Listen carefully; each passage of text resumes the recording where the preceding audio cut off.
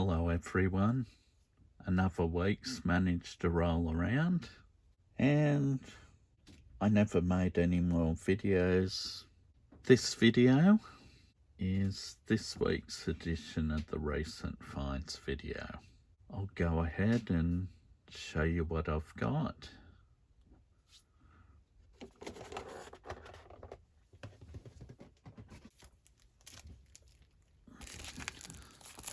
First up, I've got one of the recent editions in the Australian Cars, the Collection magazine series. And this one is issue number 43. It's a Holden HB Brabham Tirana SL. Yes, Brabham, as in three-time Australian Formula One World Champion, or Grand Prix World Champion. Don't know if the term Formula One was used when Jack Brabham was still racing. Yes, but this is the HB. The next one coming up, Mitsubishi Sigma GK. It's the SE sedan of 1984. Rightio. So, this is the model. I guess you'd describe it as a champagne colour, light gold, silver mink maybe. I think silver mink was the colour they painted Monaros of this era. I was going to say the South Australian number plate on the car was the same as the picture of the actual vehicle they've used. But anyway, the actual model looks quite good. Great badging and details. And of course the South Australian number plate. Venetian blinds in the back window that are quite well scaled. The number plate appears to be nice and level, which is good because I've noticed on some of these models the license plate can be a bit off-center. Yeah, so there's that one.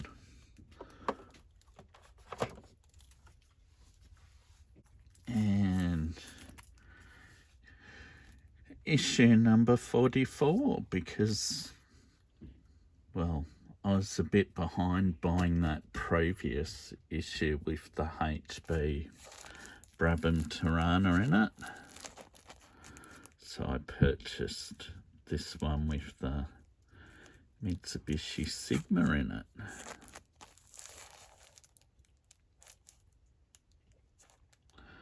This time the vehicle in the inset picture isn't the same as the one on the car. Coming up next week is an XR Ford Falcon, which is a little bit of deja vu because I'm pretty sure one of the previous releases was an XR Falcon GT. But anyway, this is the basic model. It's a pity they didn't do the station wagon in white like Ranger Matt Hammond drove in Skippy the Bush Kangaroo, which was one of my favourite shows. as a child. And here's the model. And like the Tirana, I think it's got some really nice details, this model. This time round it's got a license plate from the state of Victoria. The mirrors on the doors are possibly angled up a little bit. The wheels are fairly accurate. And overall, it's a quite nice 143 as well. So, yeah, years ago, somebody I know, they had a sports model of this type of Sigma. I think it was about a 85 or 86 model. Had spoilers. Not sure if it had body kit like side skirts. And it had pepper pot wheels. Like, because it had multiple holes on the surface of the flat wheel. And it had a full chopped look, as in the coil springs had been chopped with an angle grinder, and it was sitting as low as possible. But it was a slightly different shade of blue to that one. All right, now my next diecast come from a shop called Toymate that I went to. Now, I'm not particularly interested in Spider-Man or this Marvel series, but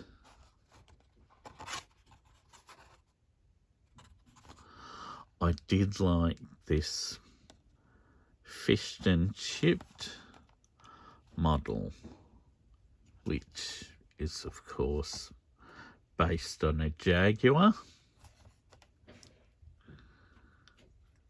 And it's a great casting.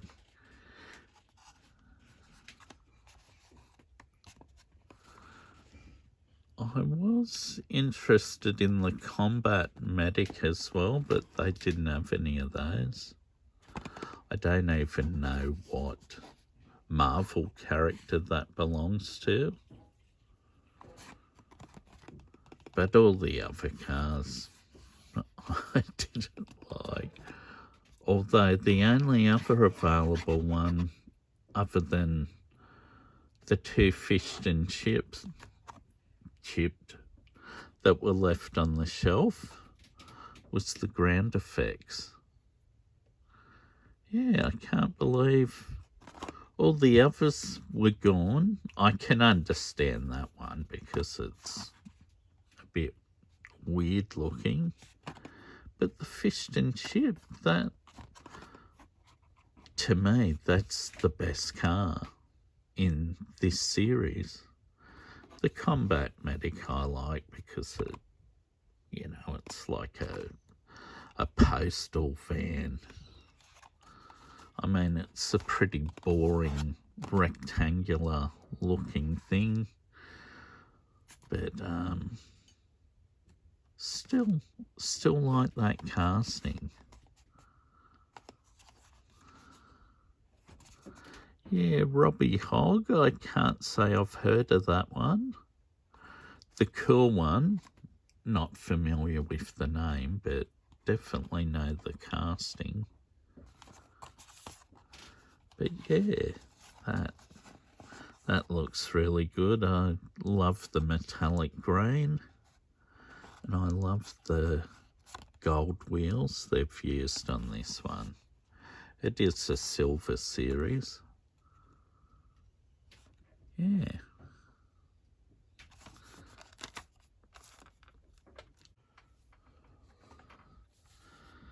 Now I got some Majorette.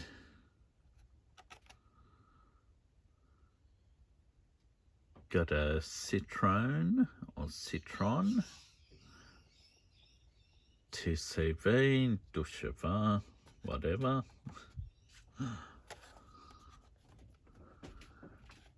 In this great green and white colouring.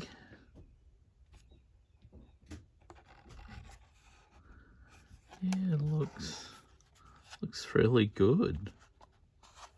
So, had to get that.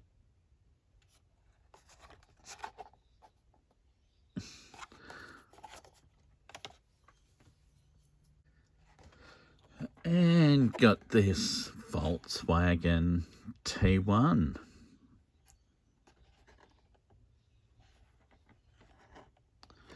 Which has some nice headlight detail. The Volkswagen badge, roundel, indicators, tail lights, license plate,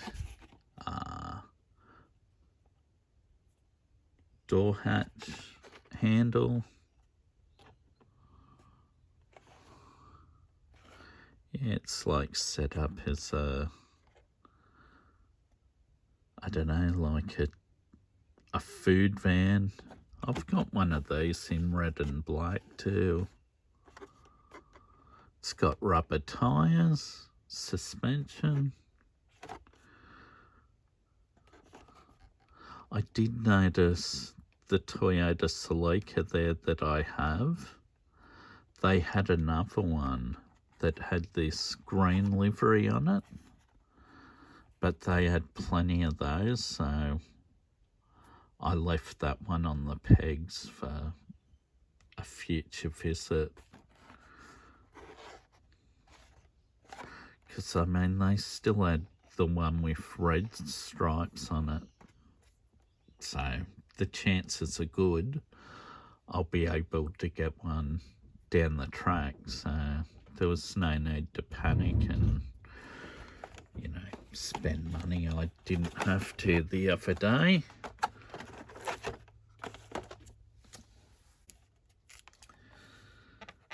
Next up, we've got some Oz wheels. I've already removed them from the plastic packaging.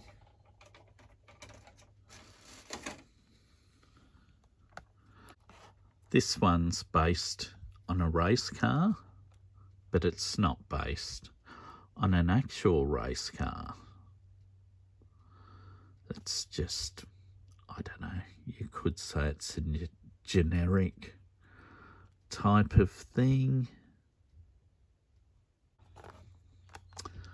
I'm not wild about the green and black livery.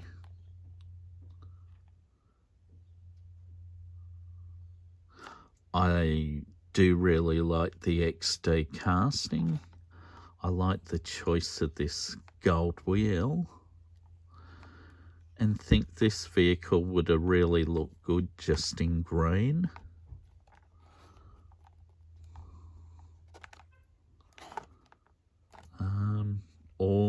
All black with the gold wheels. So one of these would be a perfect candidate to repaint in either or either colour. Or I wonder whether you could use an eraser marker to remove the livery. Question is, which colour did they use first?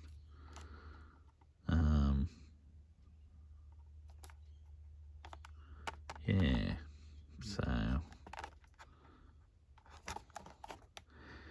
yeah, in green this would have looked spot on, or gloss black. This is matte black, but gloss black with those gold wheels would have looked really good.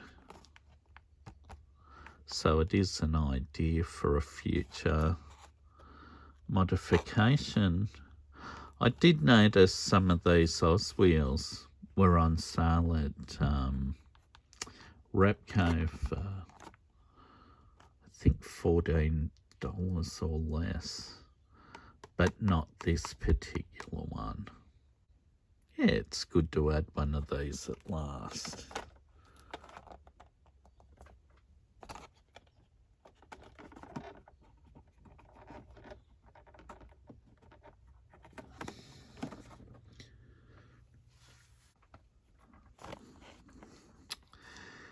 And one more I got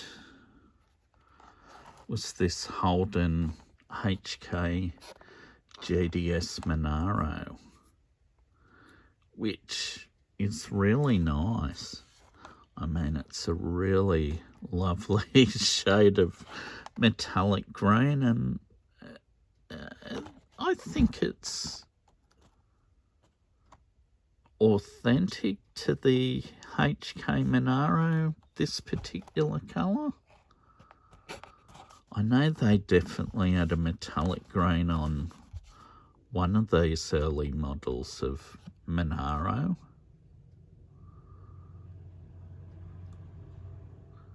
I sort of wish they just used the standard wheels on this with hubcaps to go along with the HQ Kingswood and 1 tonner. Yeah, the choice of wheels, that's not a criticism, but because everything else in the series was standard road cars, I would have liked to see this one as a standard road car, and maybe in Series 2, you know, or Series 3, sorry, they could have done modified versions.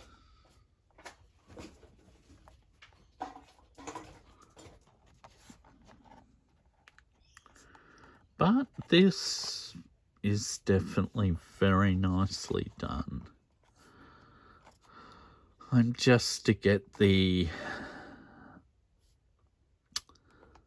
1985 VK Group A Commodore. Yeah, the picture in the background of this one's good. It's in front of Luna Park at St Kilda in Victoria. Yeah, I mean, just very nice. It's got a great representation of the exhaust system. And of course, this is a V8, so you should expect that. Yeah, I mean, overall, it's really nice. Getting back to that Brock Commodore, when I purchased this one, I asked the lady at the shop about those, and she said, yeah, a woman had came in and bought every single one. And I said, oh, great. I bet they're going on Facebook Marketplace or somewhere else. And she said, yep, probably.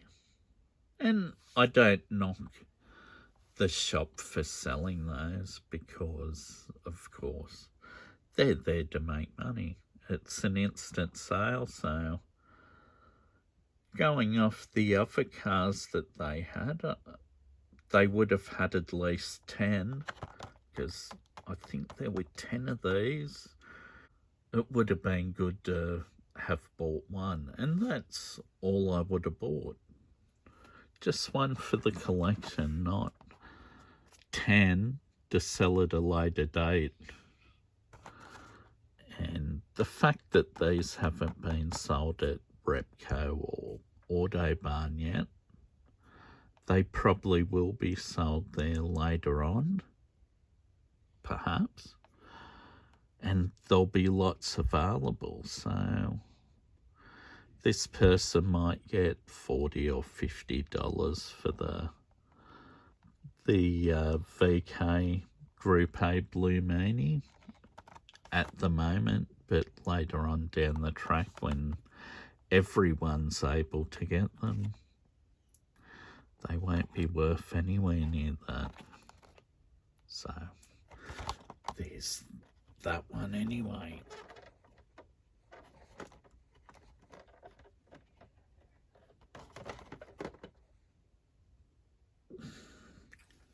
Well, drawing to a conclusion of this video, this is my recent finds for the week. Not a huge haul, but there's some good ones there. All pleasing to add to the collection. So, I'll wrap the video up. Wish you well as always. Hope you're all keeping well and in good health. And of course, thank you very much for viewing. Goodbye.